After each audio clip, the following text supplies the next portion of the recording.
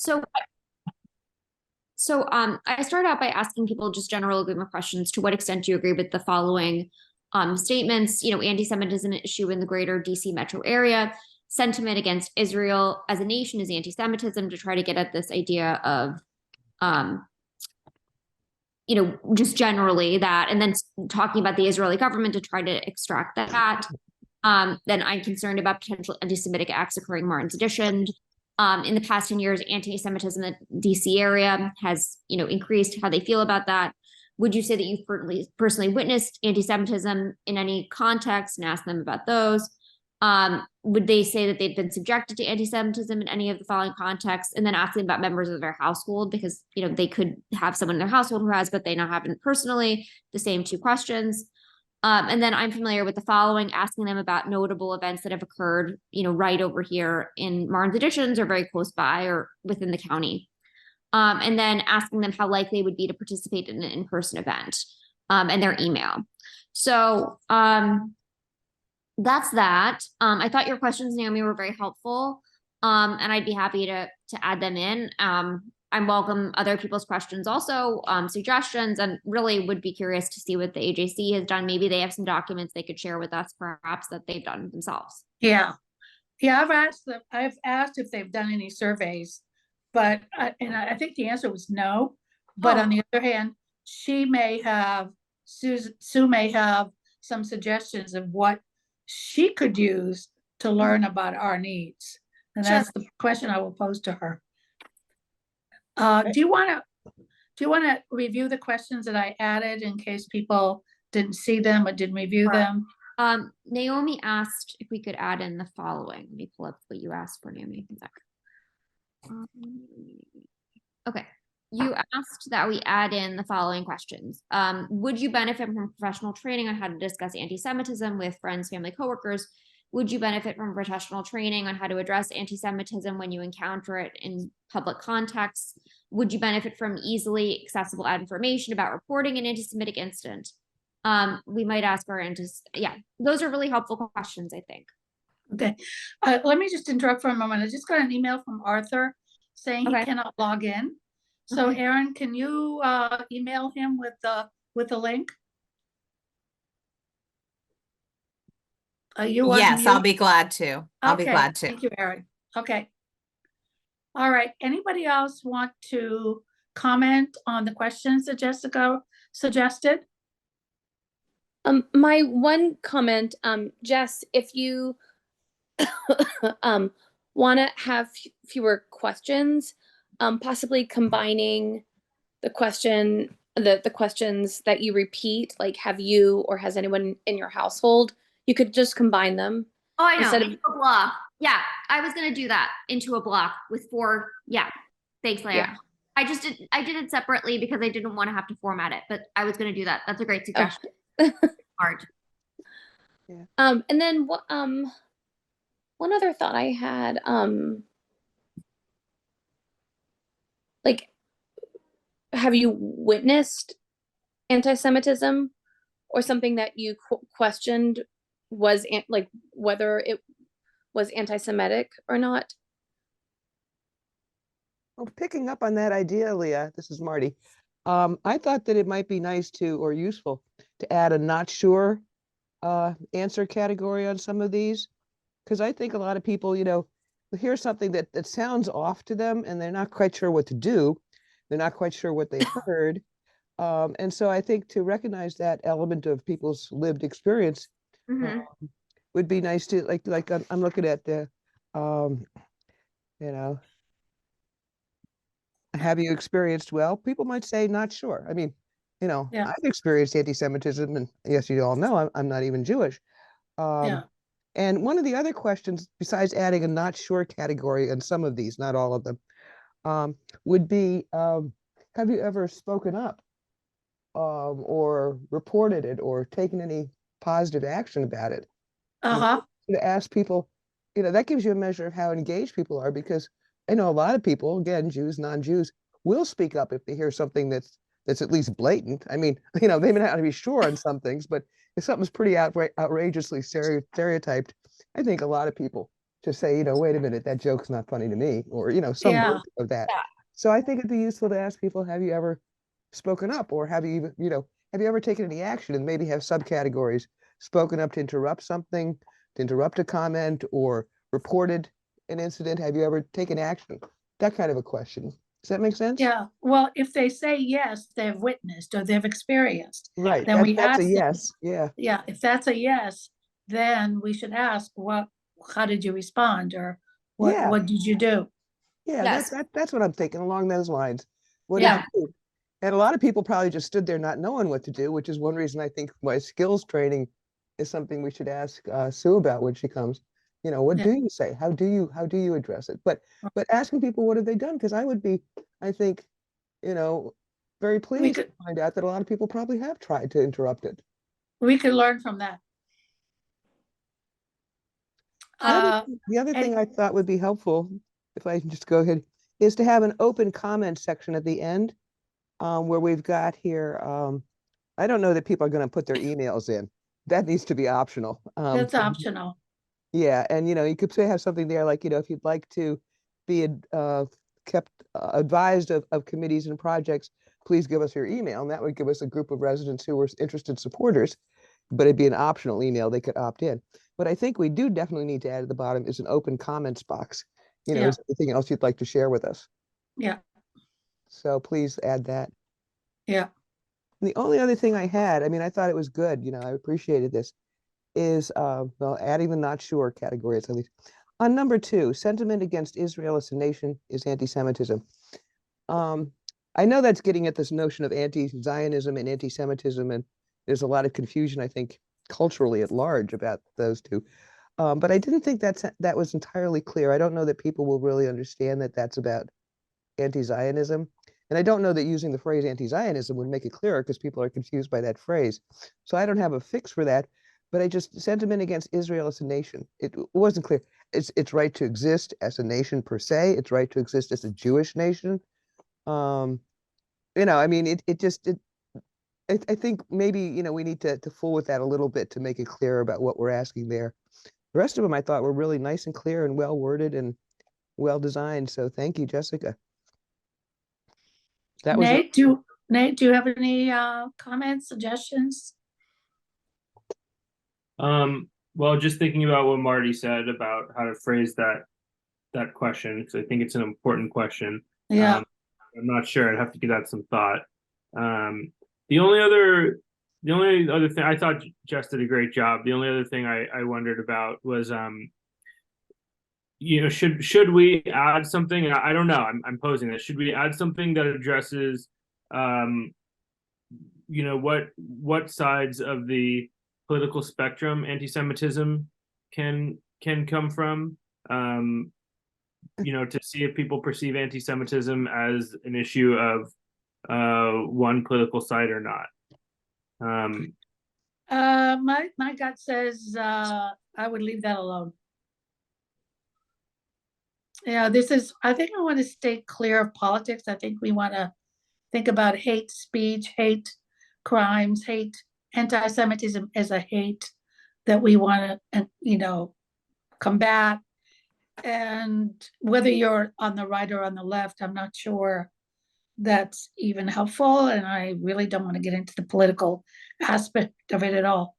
Yeah. Well, I don't necessarily want to either. The reason I'm bringing it up is because there are a lot of people who think that anti-Semitism is only a problem of the other side.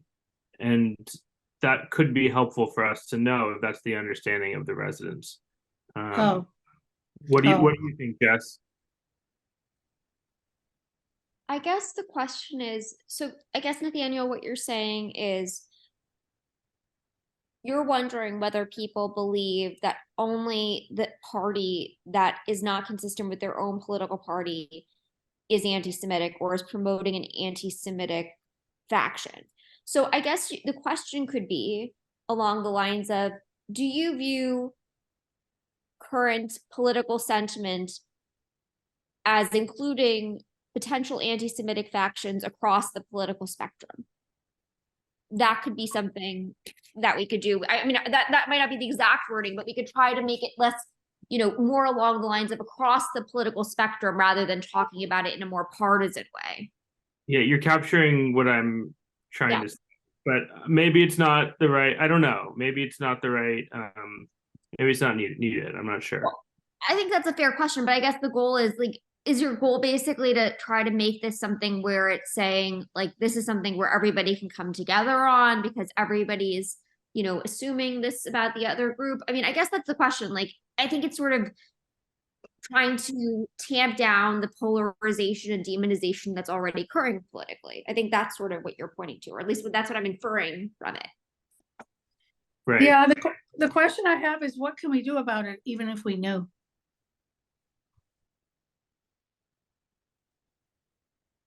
Well, I think it's a part of education. I mean, I think you could ask that question about any of these questions. And I think no matter what, there's an uphill battle to do anything about any of this.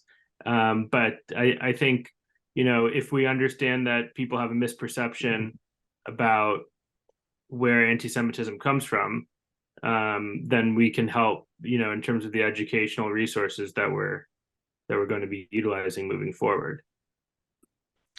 Yeah, How about Let's- if you think about wording it and let's, you know, take another look at it when we look at the second draft of this. If somebody, Nate and Jessica, want to try to word something, let's take a look at the specific wording.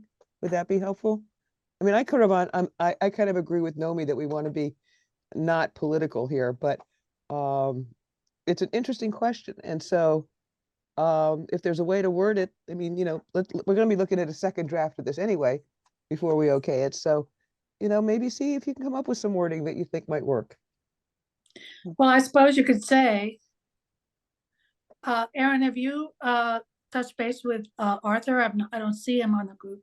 Oh, Yes, Arthur is on, I is he believe. on? He's a council member? Yes. Okay, I get it. Hi, Arthur. Sorry about the mix-up. I don't know exactly what happened. The question could be, do you believe that anti-Semitism lies with either side of the political spectrum? I'll take a stab at the wording and we can talk about Okay. it. Okay, we will be looking for another draft, so it's 8:58. We'll take a Can I ask stab. one more question, Nomi, before you move on? Yeah, it's gonna Real take. quick. On question number 11, Jessica, where you asked how likely are you to participate in events? I would like to suggest that we look at listing the events because we have events on the nice scope of work that Nomi put together. How likely are you to participate in the following events and then list them? So people might come to one and not another. So that would be a more specific question. That's it. I'm done. That's Yeah, it. okay. We're only thinking about one event at the moment. So it's gonna be the training. I think the other question is how likely will you rely on resources that we offer? But Right.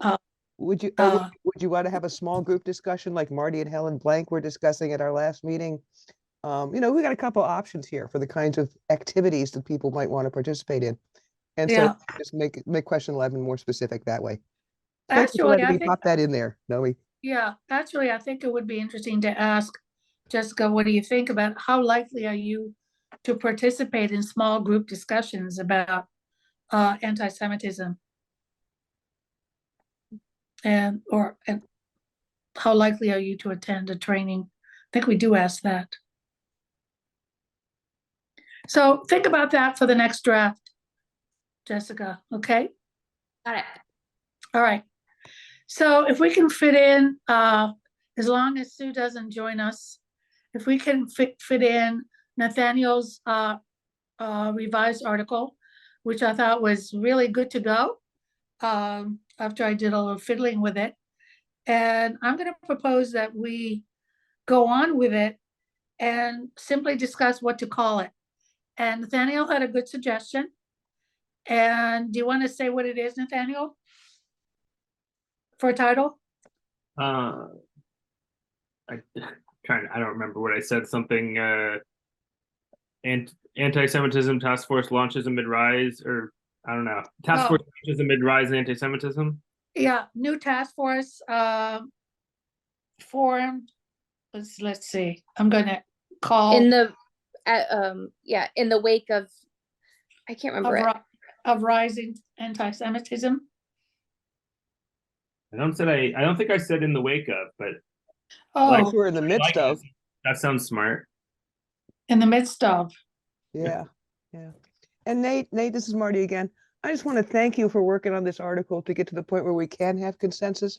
I thought this was really a good draft, and I appreciated it very much, the work you put in to change the tone in ways that really sound so much better to my ear. And I thank you, because that took some effort, and I appreciate your thoughtfulness. So here's what you said. I'm going to call you Nate. Otherwise, I'm going to start tripping over your beautiful long name. My son's name is Nathan. I never call him Nate. That's why I'm having a hard time with Nate. But anyway, you suggested task force launches amid rise in anti-Semitism. I support that, but I also am open to other suggestions. So someone wants to change it. I think it could be even stronger, perhaps, if we said task force looks to build stronger communities in response to rise in anti-Semitism. You know, kind of put our mission in there in a word or two, maybe. I don't know. Again, that's a little bit awkward. I'm not Yeah. but you know, task force begins to build, you know, begins to explore ways to build community in the face of rising anti-Semitism. That gets that community building, community inclusion concept right up front and center. Task force building community. Task force is building, a new task force is building community amid rise in anti-Semitism. Yeah, something like that. I like that. What do you think, guys? Leah, you're good in these kinds of things. Wait, am I muted? No, No, you're fine. You're But fine. that's so, okay. I was thinking,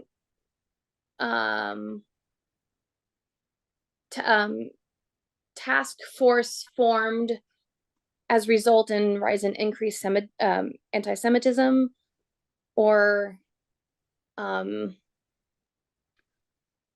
yeah, Marty, I don't know about like community. I mean, not that it's not important, but I don't know that I'm having a hard time seeing how it would fit in the name. How about Ways to VMA? strengthen community. How about VMA forms task force to address a rise in anti-Semitism? I think that's good. Yeah, that works. So it's really a VMA task force. Mm-hmm.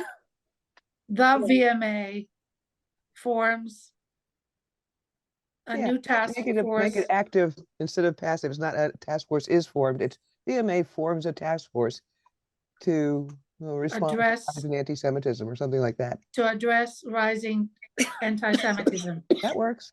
To address rising anti-Semitism. Mm-hmm. Did you get that, Marty, or shall I? I'm writing it down. VMA forms.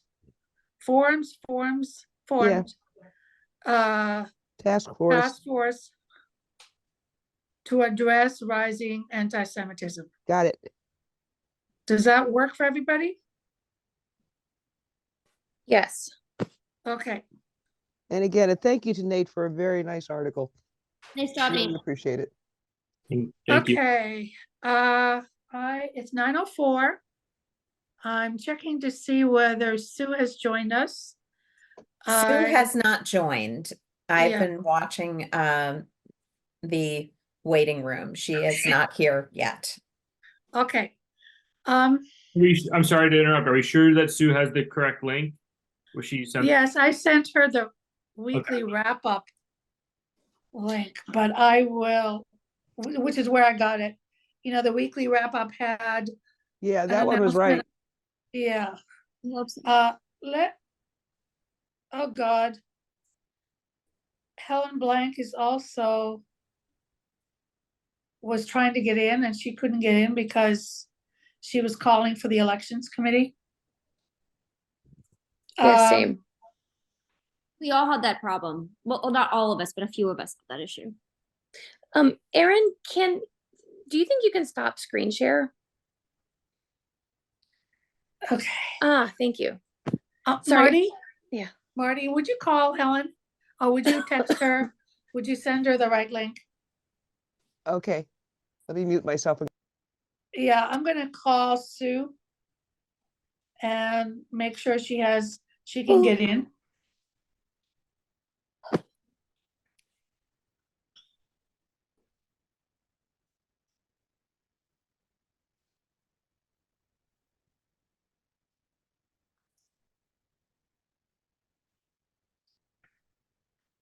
I thought I had a phone number for her, but it's for downtown.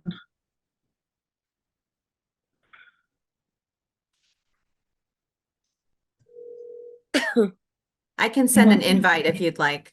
This is Sue. Hey, Sue, it's Naomi Neuerman. Hi, Naomi. We're hoping you'll be joining us any minute. Oh, I thought you said 9:15. Okay, 9:15 is okay, unless you can go. Great, Alan and I will be there at 9:15. Okay, that's fine. Thank you. Sure. Okay. Bye.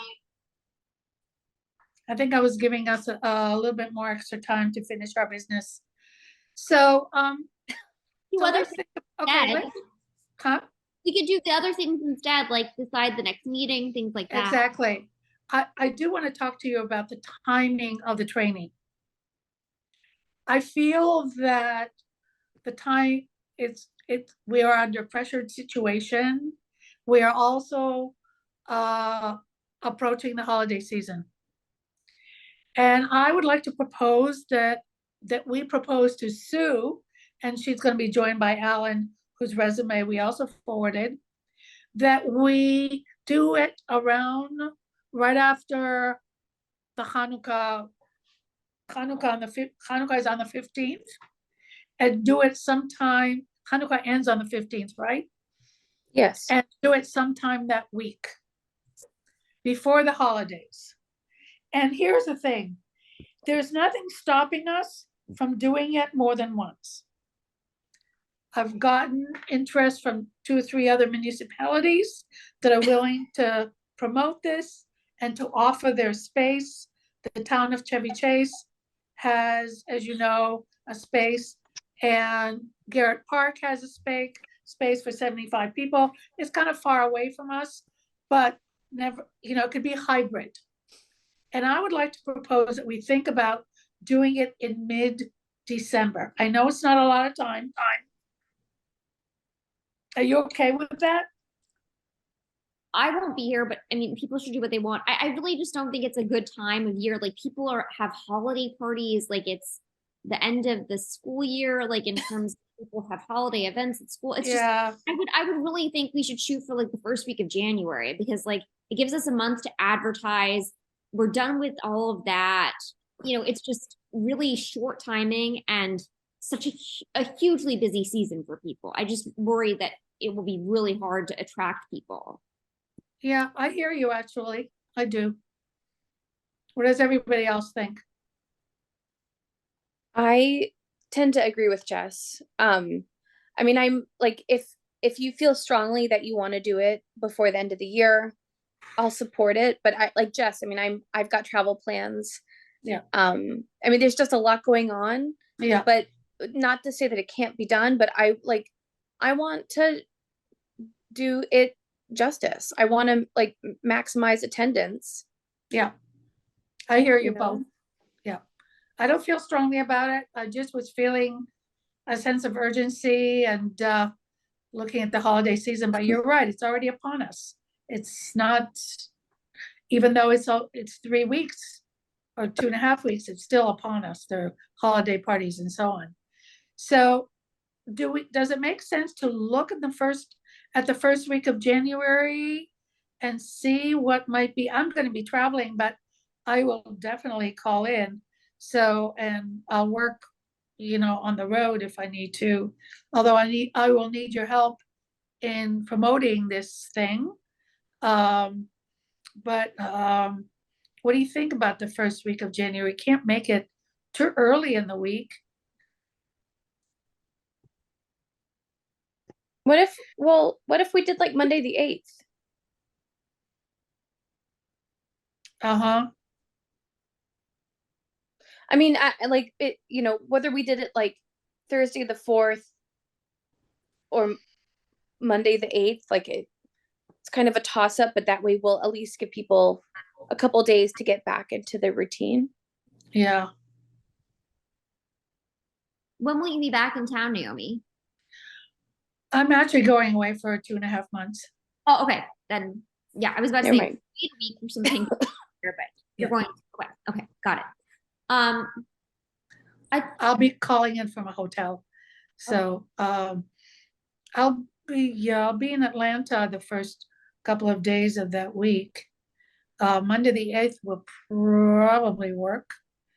So sometime during that week, what do you think is the best weekday? Larry, you've planned events. Is Fridays are not good.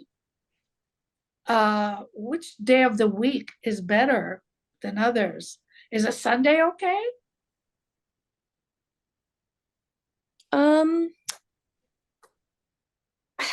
I think it depends on the audience.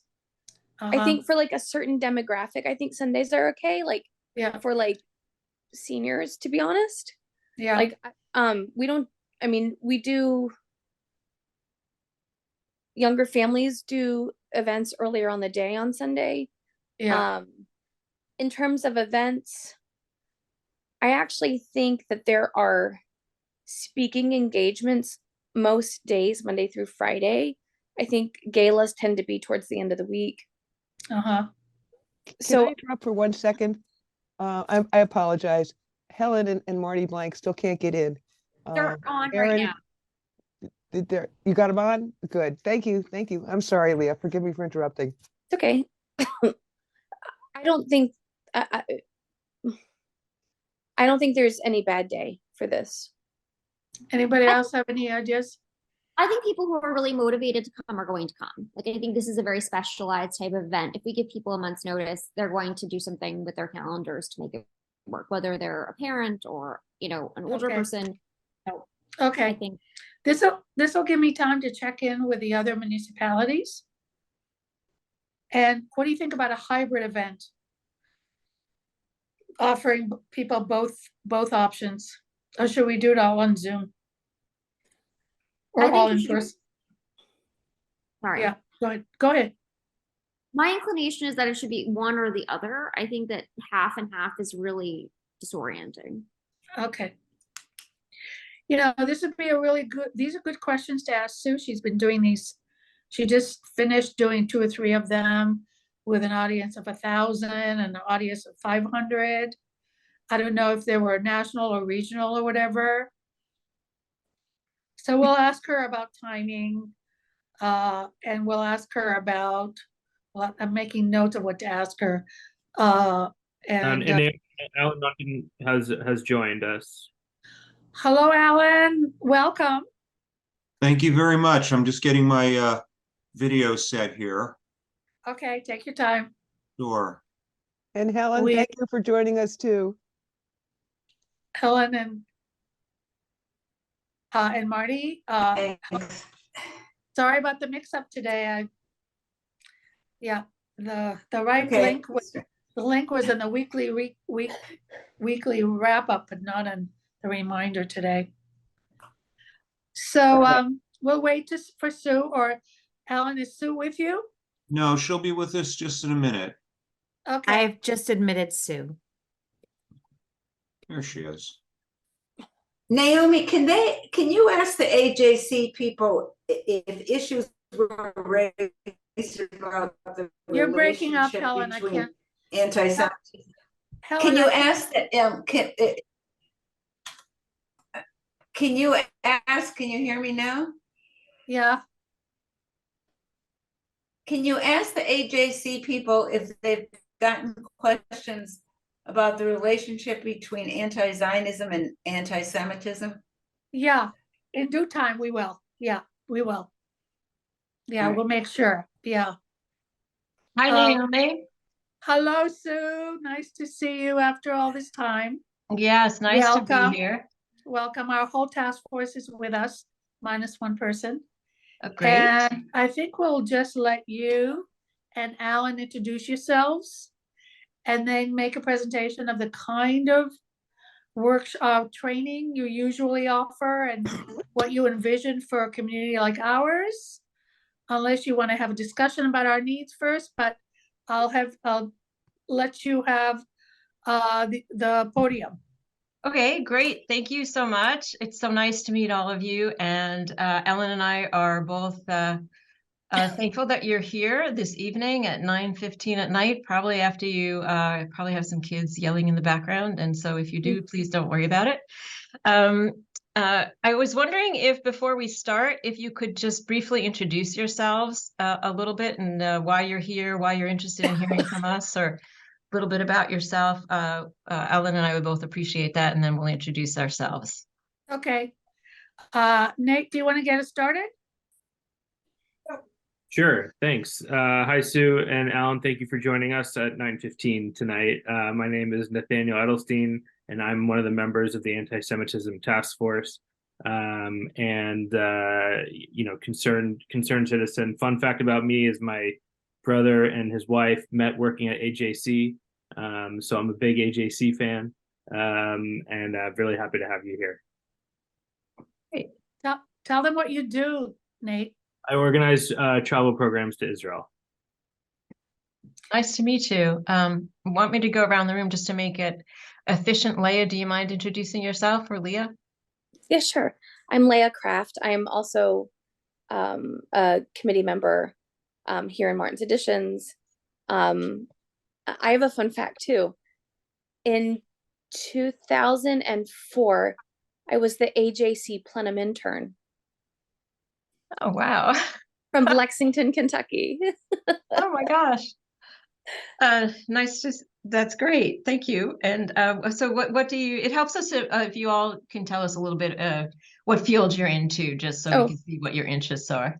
Oh, sure. Well, I have a master's in global public health, but I'm a fundraising professional. Wonderful. Nice to meet you. Jessica? You as well. Thank you so much, Sue and Alan, for being here so late at night. Thank you, thank you. My name is Jess Carbonneau. I'm also a committee member in Martin's Editions, and I'm getting my doctorate in clinical psych at GW, and I am very active in the Federation here in DC, and I was very concerned about things that were happening globally, and so that's why I'm here, and very grateful for everyone else to be here too. And Helen? I'm not a member of the task force.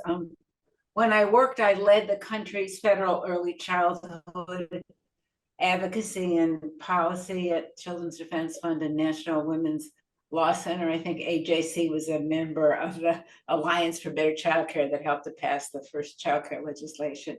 My husband and I have been fairly active on the social action side at Addis, Israel. I'm pretty steeped in Holocaust literature and trauma for my life, but we've been very active in a group that's been looking at what's going on in Israel and created a number of events at Addis related to, I would say, the progressive side of what's happening, and we're sort of torn apart by what's happening now, and we can't seem to we don't think you can really separate anti-Zionism and anti-Semitism at this point in time. I guess we've never seen it like this in our lives.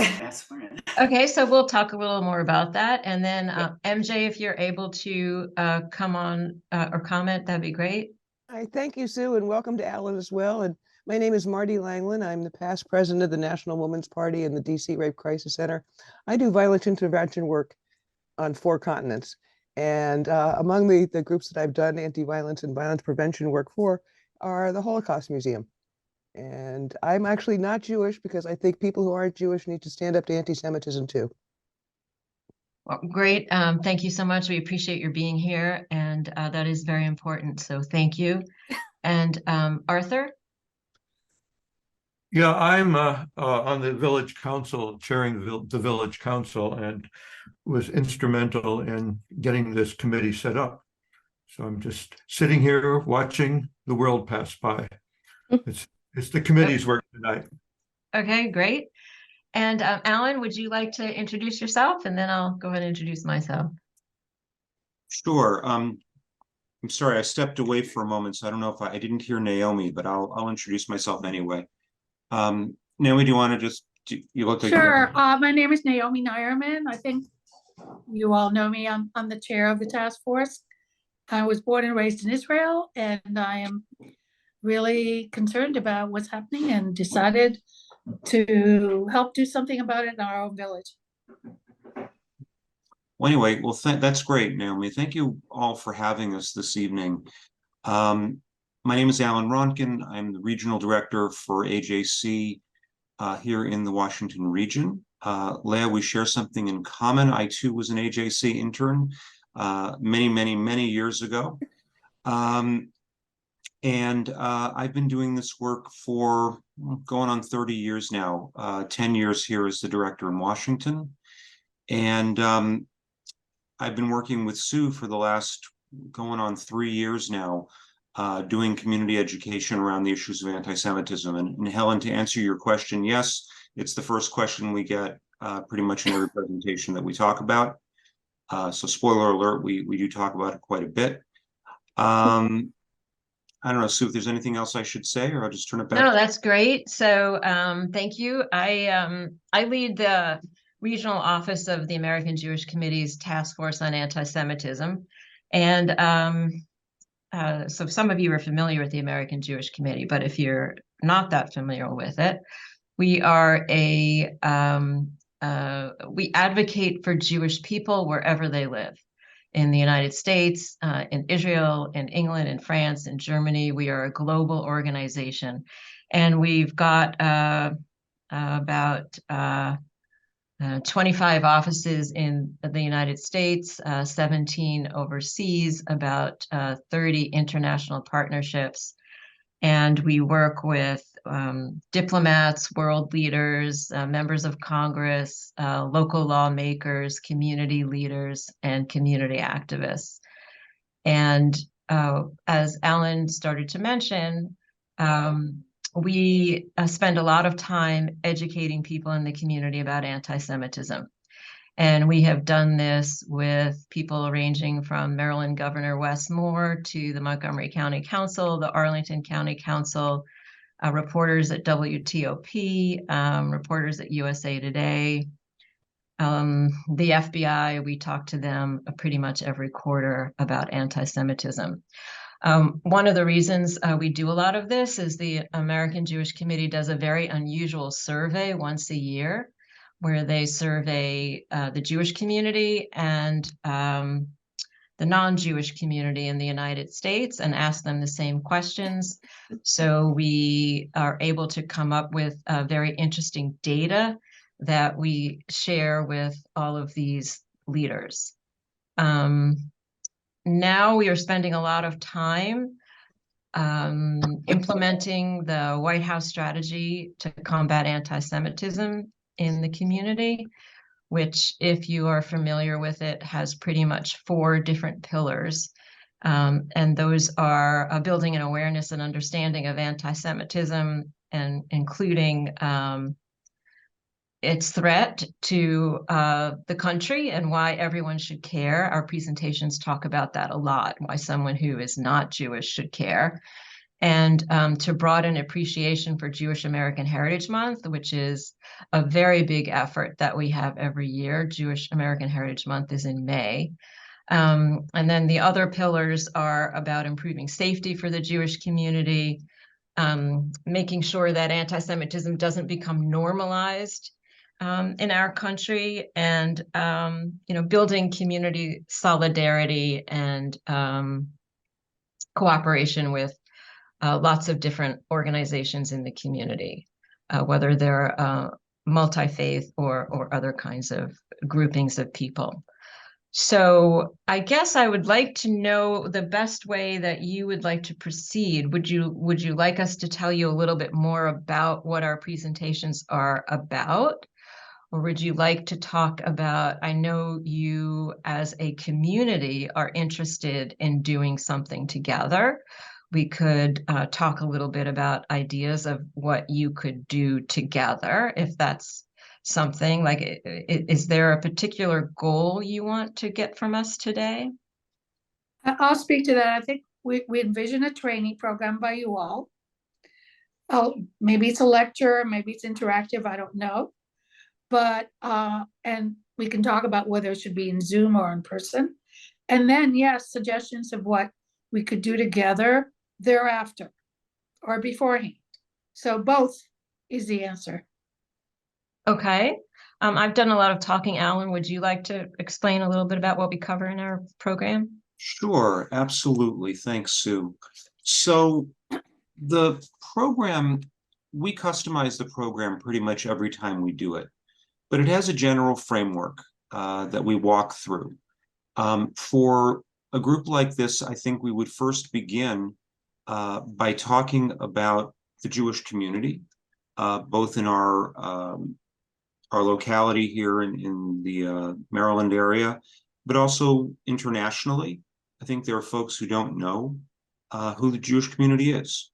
They don't know how diverse we are and how small we are. For example, people have this vision that there are like 100 million Jews in the world, and as we all know, we are 2.4% of the population in the United States and 0.2% of the population of the world. We then talk about what anti-Semitism is, its history, how it manifests itself, how you define anti-Semitism. And we go through a number of the conspiracy theories that drive anti-Semitism, because anti-Semitism, as you all know, is based on a series of conspiracy theories that evolve, throughout the thousands of years. While we're talking about modern manifestations of anti-Semitism, we're always very clear that anti-Semitism comes from all sides. You have it from the hard right, you have it from the hard left, you have it from people who are simply ignorant, and you have it also from people who act in the name of religion. And to understand each of those is very important. And that's where we do talk a lot about, especially after October 7th, the nexus between anti-Semitism and anti-Zionism, what's going on today, what the Jewish community is facing today, not only adults, but also our college students and our young people, and what's happening on campus and what's happening in the classrooms. I mean, we all know in Montgomery County, we've had issues with kids as young as second grade experiencing anti-Semitic statements and anti-Semitic actions and things like that. So once we get through all that, we turn to the president's plan, and we talk about the elements of the plan as Sue began to kind of lay out, but most importantly, what people can do to stand up to combat anti-Semitism. And the plan is really good. It has about 200 recommendations. 100 of them are for the federal government.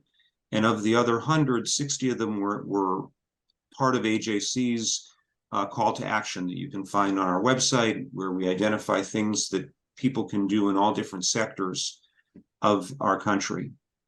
And then we talk about, toward the end, and this is, really, really important, is the threat that anti-Semitism poses to our democracy.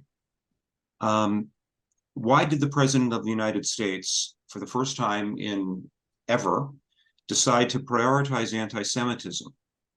Because I believe, and it's been, very clear, that anti-Semitism threatens not only the Jewish community, but our democracy itself.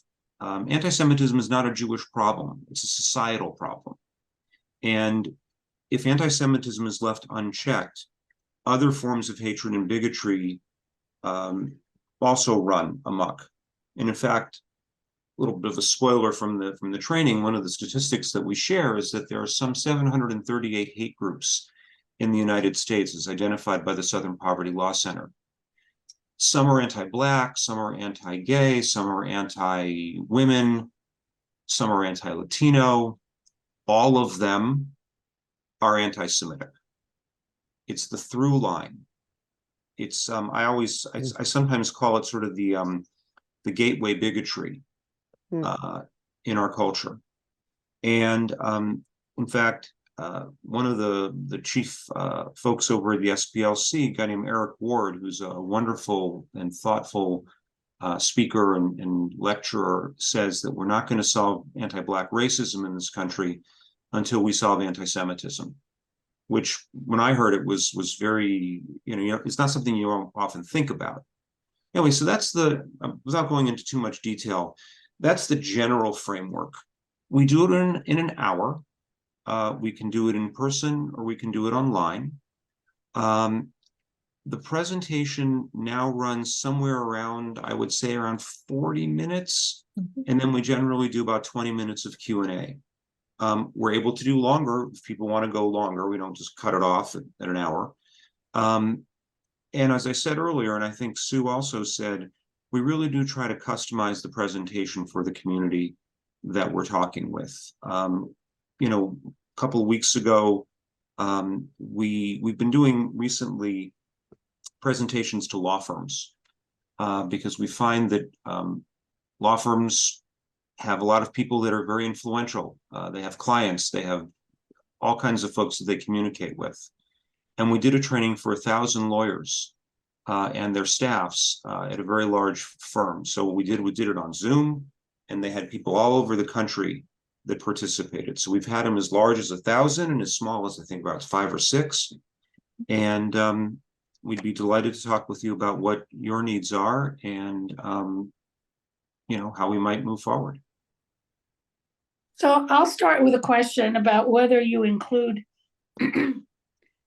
tools that people can use not only when they see or when they witness anti-Semitism, but how they might discuss it with their children, with their family, with their colleagues, with their friends.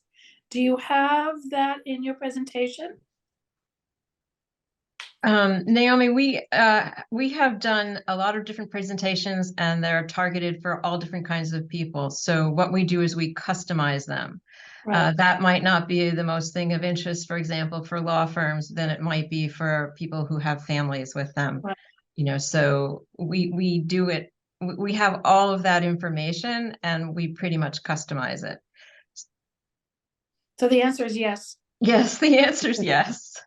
So, we should have described where the community we're in. We're in about 350 homes that belong to a municipality, a self-governing municipality. So we have a board, we have a manager, we manage our own trees, our own streets, etc. And we are mostly families, but also lots of retirees. So we're young families, retirees, a big mix. We're an old community, started in the 1920s, if I'm correct. I don't know exactly how many people live here, but I'm thinking 700 or so adults and lots of kids. So, and I don't know what proportion of Jews is in our community, but there's a big presence of Jewish people in this village. So a big part of our presentation is action steps. It's about things that people can do. That's the main reason that we do the presentations. Yeah. Okay, good. So anybody else have any questions? Yeah, so we were, before you joined us, Sue and Alan, we were trying to decide if we should do it in person or Zoom. I'm inclined to do Zoom. I think that's probably most convenient. If anyone else has an opinion, share, but I think this is great. And I love listening to the two of you speak, and I'm excited to offer this to our neighbors. We try to make it as interactive and interesting as we can. And we find that, of course, non-Jews tell us that they have learned things, but Jews tell us that they have learned many things that they did not know. And we like to have, a robust conversation afterwards as well. We try to create a welcoming atmosphere so that people don't hesitate to ask us any questions that they might have. So what do you think about a hybrid option? Do you have any opinion about that, any experience with that? We've done them. It really depends on what you mean. And sometimes hybrid can be good if you've got the right technology. Mhm. You know, in the law firms, it's real easy. They're wired for this. I don't know what tech y'all have, but I could envision, having done a bunch of these, the hybrid is the hardest. Yeah. And if I were to have to choose, I would not choose to do a hybrid presentation in this context. That's good advice. I should also mention that we have interest from other municipalities in the neighboring communities. So we could be easily joined by people of the town of Chevy Chase, Garrett Park, Friendship Heights. There are a couple of other neighborhoods that have expressed interest. So if we do it on a hybrid basis, I mean, on a Zoom basis, then we can include as many people as the technology allows. How many people have you done in person? What, can you do a big one in person? Yeah, I mean, we've done, let's see, we just did about 100 people at Williams and Connolly. Yeah, we've done them in person. We did for a month. 150 at the JCC. Right, 150 at the JCC. I forgot about that. Were they mostly Jewish or were they mixed at the JCC? At the JCC, I think they were mostly Jewish. But yeah, I would say probably mostly Jewish. Mhm. And wouldn't you want a big non-Jewish turnout? for Yes, that this? would be ideal. You'd Yeah. want to do this, however would be the most convenient. I mean, if it's better for people after their kids go to sleep or at 7 o'clock and they could do it on Zoom. You know, I don't know what you were thinking. Did you have any thoughts? We're exploring with you. So the other question we had is, what day of the week have you experienced is most effective in terms of drawing larger audiences? Does Sunday night work? Does weekday work better for not a workplace, but a community like ours? You know, we've really done the wide range. I mean, we've done lunchtime sometimes. Yeah. Yeah, so I mean, I think you guys know the community better to have a better idea for how many people there are with kids, how many people work out of the home, you know, what kind of rushing around is done. I mean, we'd like to try to have the most people possible. Yeah. Would you be willing to do 2 seminars for us? If we had demand, if you had the numbers, sure. I mean, I think that's not a problem. May I confirm what you charge for this? Well, we're a nonprofit, as you know, and so we don't, you know, we've been compensated depending on who is doing it.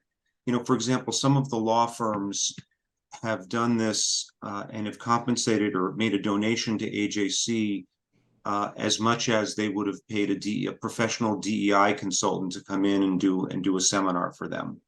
There have been others who have given us, you know, more modest, you know, sums. So, you know, we can work that out with you, you know, sort of on a sliding scale. I don't know what kind of resources you all have, but money should not be a barrier to doing this at all. We've done a lot of them for free. That's a great answer. Thank you, Ellen. So it's often you would think something like this would be more effective in person, but it is true that would be harder to get people out, right? If you wanted to have. You'd also have to have the space for them. I don't know if you have like a community center or a room or a place you'd have to rent and chairs and whatnot. I think if we did it in person, we'd be leaving out a lot of people who would not come out. Yeah. Retirees and people with kids. So, and if we don't do it in hybrid, then I'm thinking on Zoom to start with, at least. We don't have our own space. We could, on the other hand, go to another community that has its space, but none of the places I can think of would hold more than 200 people. And I think that would really limit the crowd that we could otherwise get if we were joining up with other communities.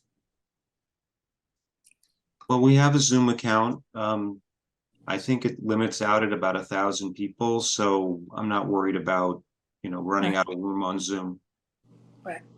Does it help to do an if you're interested thing before you do this? When you've done community ones, do people do like, would you come before they set it up to get a sense of what the demand No, I is? mean, when we've done them for libraries, they don't do that. It's, ideally it's nice if people register so that we have some idea of who's coming. And it would be nice for people to register so we could give them follow-up information.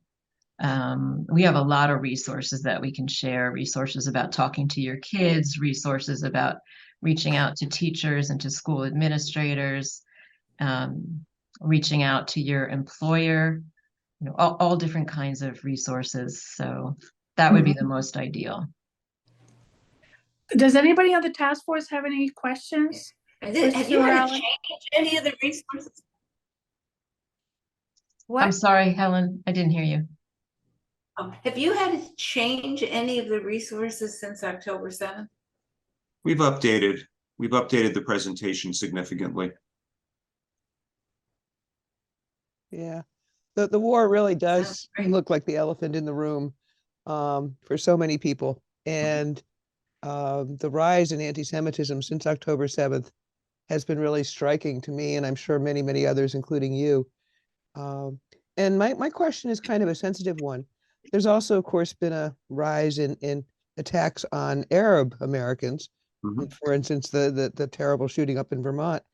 And is that something that you address as part of a more holistic thing? I mean, I really liked what you said, Alan, earlier about anti-Semitism being kind of the gateway bigotry, and that other bigotries have this through line. I thought that was really true and really powerful.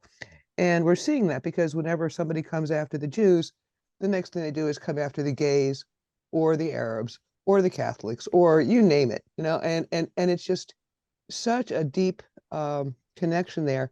And so my question is, I mean, when you make a presentation for a community, do you talk about how knowing how to stop or interrupt anti-Semitism, having the tools you mentioned, Sue, also works to stop other kinds of bigotry and garbage? My mom used to say ugly is ugly, no matter who it's targeted at. And so I guess I'm looking to see the extent to which you do in fact draw in that larger concern about our democracy, and the fact that when somebody starts going after Jews, the rest of us are right in line. And I guess, in terms of, putting this together, obviously this is something to be developed, but just talk about that a little bit more, because I think that would be very powerful in a mixed community like ours. I'll go ahead and start, Alan. I mean, MJ, that's a really good question. And we actually addressed that up front from the very beginning. And many things in our presentation are about reporting hate crimes in general, and how you do that, and why that's really important. I'm also on the Montgomery County Committee Against Hate and Violence. So once a month, I review, along with 15 other people, every hate incident that takes place in Montgomery County, whether they're against Muslims or Asians or Jews. So I have a very good look into that and have incorporated that into the presentations that we do, because reporting is so very important. And even the president's plan to combat anti-Semitism, if you read it throughout the plan, they talk about how this is just the beginning, and they're going to, everything that they come up with here is meant to be used to fight bigotries against many different minorities. The thing I would say, MJ, is that you have to kind of hold two ideas in your head at the same time in this presentation. Yes, the anti-Semitism has a lot in common with other forms of bigotry and hate. And every form of bigotry and hate is unique. It has its own history, it has its own tropes, it has its own language. And one of the things I often tell politicians or other people who will listen is that you shouldn't bundle them all together. you know, there's this reflexive thing that if we talk about anti-Semitism, we have to talk about Islamophobia and anti-Black racism and anti-LGBTQ. La la la la la la la la la la la. My view is that when you do that, when you bundle them all together, it actually dilutes the urgency of each of those individual kinds of things. So you have to be able to kind of balance those two ideas in your mind at the same time. There's a time to bring them together, and there's a time to talk about them separately. And in this presentation, we talk about anti-Semitism on its own, but with the implications of how standing up to anti-Semitism also impacts those other forms of bigotry. So we're not going to do a deep dive on the history of anti-Black racism. We're not going to do any dive on the history of anti-Black racism. But there are lessons to be learned when you deal with racism that you can learn when you deal with anti-Semitism. Oh, does that clear? Does that make sense? I think that's an Yes, it excellent does. approach and exactly what I would hope you would do. So thank you. Thank you. Nate, Jessica, anybody else have any other questions? No, I also thought that was a great explanation, and it is the anti-Semitism task force, so I think we can be comfortable, and we know that this Saturday. And I appreciate you both being here again. Alan, that sounded really, really great. And also, I think that this is a question that many people ask, that when Marty just asked, and your answer is absolutely wonderful. I wish we could make it a meme and play you on repeat to everybody, because I've been trying to have the same conversation. You've said it so eloquently. So thank you for that. Oh, you're very kind. Thank you. So I wanted to tell you, Alan and Sue, that we are charged with doing a survey of our community.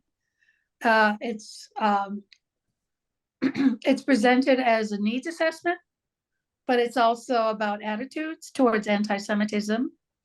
And we have a set of questions that Jessica created. And I wanted to know if it would be appropriate for her to share it with you both, in case you have some other ways of posing those questions or other questions we're missing. Sure. Be glad to look at it. Okay. Why not? Jessica, would you be willing to do that, or would you like me to? I'm happy to share. Thank you. Okay, yeah. So, hearing no other comments, let me talk to you about schedule or dates. So we're talking about early January. Does that fit into your thinking? I am away the first week of January, but after that, we're looking good. Okay, second week. How about you, Sue? Yeah, that's fine. Okay, and again, do you have a preference for weekday or weekend evening? I mean, Sunday evening? I prefer during the week if that's okay. Okay. Sue, do you Yeah. conflict with that? Yeah, no, that's great. During the week is great. We start our meetings at 8:30. That might be a little late for some people. I have a whole lot of friends who go to bed at 9, so just saying. Not I go to bed at 1. But so maybe around 8. Does that make sense, guys? Around 8 to 9? It's too late. Too late? Too late? Too early? I think we get better turnout when we have events that start at 7 or 7:30. We often think do start at 7:30 because or 7 because people have time to have dinner beforehand often. Yeah. I think They're not ready. They're not ready to go sleep, right? I mean, Yeah. Well, they're still more, Awake. Yeah. awake. I think Sue and Alan are being very generous with their time. I think they should get to decide if it's 7 or 7:30. I think 7 or 7:30 would provide people with the capacity to put their kids to bed, what have you. So Sue and Alan, you guys are being so generous with us. You guys are free to decide what works best for your schedules. Yeah, I think 7 or 7:30 would work really well. Okay. Y'all. I will look. Here's what I would like to propose. I'm going to be in conversation with the leaders or leaders at 3 other municipalities that are interested in joining us. And I will ask them if they have a preference for the any day during the week of the second week of January. And So, if they ever, go ahead, you tell oh, me. sorry, Naomi. So I was going to say, let's think about the 9th or the 11th because I can't do the 10th. Okay, That's a Tuesday and a Thursday, but you should think about, I could help you publicize a little bit. You know, I can give you Please. materials to publicize. yes, So you want to make sure you've got enough run time. You know, I don't know Yeah. how many of you are going to be away for the holidays, but you want to have a good runway to start sending things out after the first of the year. Yeah, So I you would think- actually add, I'm actually not available on the night of the 9th. So if you wanted So- to look, in addition to the 11th, we could look at the following week as well. It's just, you know, things get booked up real quick. So if you want to just yeah, pick a couple of days, we can, you know, hold them and then y'all can decide what works best. The 5th okay. is Martin Luther King, so people probably will be doing other stuff, but 16, so I don't know, when is the school? There's no school holiday in the middle of January, right? I think it's Just Martin Luther King Day. Yeah, Their King Day. Just the the one 15th, I day. think. Right. So I could do either the 11th or the 16th. Those would be the best 2 days for me. Mhm. Because Those are I'll fine be with me. on the 17th and on the 18th. Yeah, Did the you- 18th is our council meeting, so we can't do that, but the 11th or 16th, I think, are free on the village schedule at the moment. Great. And so you're saying that the 16th will give us a little bit more time to publicize? Yes. Okay, and usually how far in advance do you start the publicity? You know, you can't start too early, so you Right, could right. send something out in December and then pretty heavily do it beginning January 1st. So But save the I would- date, I save would, the you know, date. you in could- December. Do it a month in advance. You can do a save the date. You have a newsletter too, right? Right, I'd mhm, put it in there as soon as we settle on the date. okay. Okay, I mean, unfortunately, everybody's talking about anti-Semitism right now, so yes, you'll probably wind up having a good response the sooner you do this. And I would consider, you know, set up a little registration thing so that you have a sense of how many people are coming and all that kind of good stuff. Yes, okay, that's very doable. okay. All right, let me, I'm gonna have a conversation with the folks at, Well, Kensington wanted to. the town of Chevy Chase this week. And I'll get back to the other 2 or 3 groups. Actually, I can email all of them and ask them if they're interested. And I'm leaning towards the 16th, guys. That makes sense to me, Nomi. Okay, Yeah, let's pencil that in. And and let's aim for that. In the meanwhile, anytime, Sue, you can send me any language that we can use for promotion purposes. I can do that. That would be very helpful. Very Okay. good. Is there a way to make sure that you don't get, do you get people who come who are interrupters? Well, that's why we wanted to Problematic. do registration. We generally don't give out the Zoom link until we take a look at the registration list and so yeah, we try our best to not get Zoom bombed. Yeah. So you can mute people, right? On Zoom. Yes, but Yeah. it's a little harder than you would think. Yeah. You can tell them about what happened in Temple Shalom, but that was like 3 years ago. Yeah, Oh, Kol Shalom, I'm sorry. Oh, Shalom. Yeah, no, we got Zoom bombed one of our services. It was pretty terrible. how do you Zoom bomb? You Oh, know, it's referred to as Zoom bombing when, you know, when somebody crashes it.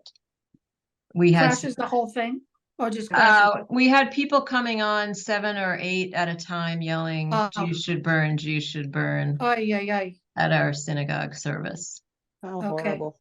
Okay, So I think we take steps to register people and look at the Okay. list. So good. Well, it just occurred to me that people can also send a note to their respective synagogues if people want to join from them. You Yeah. know, Yeah, we Yeah. can talk about marketing it a little bit more. That's a really good idea. Okay. Which we have Okay. done too. And I promised Alan that we would be done by 10. So is there Okay. anything else? It's 9:56. We can still make it. We got 4 minutes. We're good. Okay. So guys, Alan and Sue, thank you so much.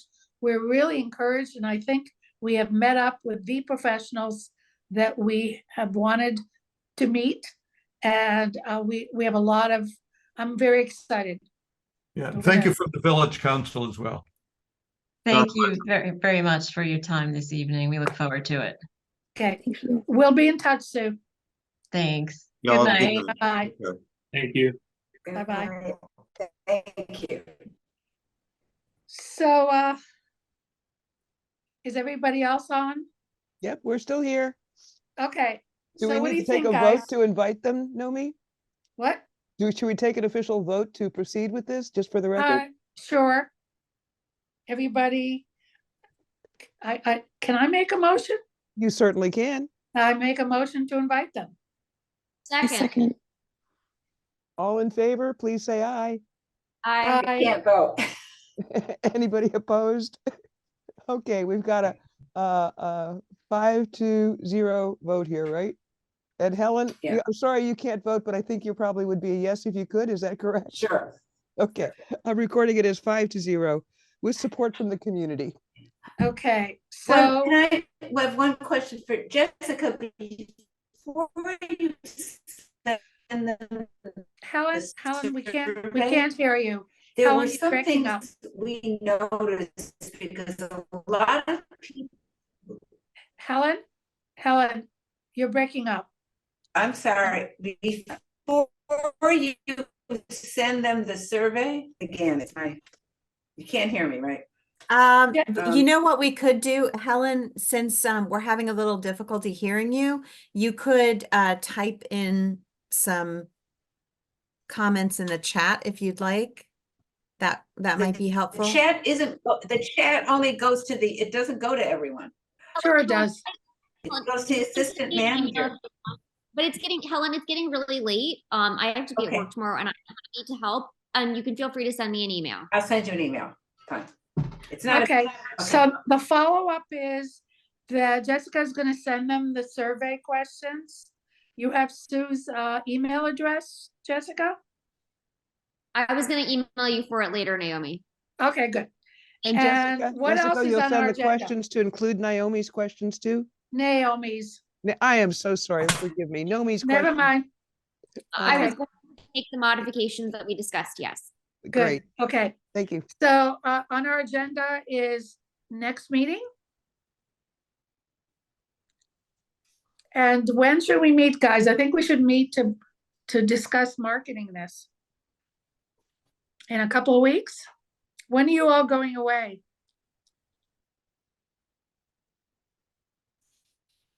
Shall I propose a date? I leave Sorry? I leave Friday the 15th. So I'm Friday. happy to meet. Okay, Friday the 15th. How about the 11th or the 12th or the 13th? Anybody have any objections to any of them? Well, it is Hanukkah. All right, sorry. Not It a is Hanukkah. question, but it could be difficult. I have an Yeah. event on the 15th, so I can't do then, but I think after the council meeting, which is December 14th, would be better for me, because we're doing the election, ordinance on the 14th. Yeah, So that The fif- following week, anytime is fine. 16th, Saturday is fine during the day. well, Jessica's gonna be gone then. That's Oh, a you're gonna be gone? Saturday. Okay. people can feel free to meet without me. There will come times when people are not available, and I'm happy to bow out from that meeting. Yeah, But we like having you. so, Me too. so, Thank Why don't we do the 14th? Because we have a council meeting. Oh crap. Okay, well, not Marty, you can't meet on the 13th? It's gonna be hard. I think that might be, I mean, I like, if we're talking about marketing, The 11th would work, Monday, the 11th. The 11th is fine with me. Monday, the 11th? Yeah. I mean, it's still Hanukkah, but I think like if we're meeting late, our At Hanukkah 8:30? lit. At 8:30 on 8:30? the 11th? Yeah. I think that'll. Does that work for Okay. everybody? Yeah. We'll have mostly the event on, but there may be some other things we want to discuss. Like resources, you might have seen that I've been posting some. There may be some that we want to add. So I'll put an agenda together well beforehand, and it shouldn't be a very long meeting. And I will have received things from Sue, marketing materials from Sue by then, so we can review those together. Jessica, I don't have, can you hear me now? I don't have your email. I have Who's yours, in- Helen. Happy to All email right, you. send it to, they're minor, it's minor, but I think it would be worth fixing. Okay. All right. Okay. Do we need any other discussions? Any on any old business, new business? I just want to say thank you, Nomi, so much for arranging for this presentation this evening. Those people were terrific. And I am thinking the program's going to be really just amazingly good and so positive. And I just am so happy to be part of this. I can't even begin to thank you. So Okay. well done. So it's 10:02, guys. Well past our time. Do I hear a motion to adjourn? I motion to adjourn. I'll second that. All in favor? Aye. Any Hi. Aye. opposed? Aye, aye, aye. Arthur, night, you don't get the everybody. vote, sorry. Good night, Arthur. Thank you for being with us. Thank you all. Okay, bye-bye. Good night. Thank you again, Nomi. My pleasure. Good night. Good night.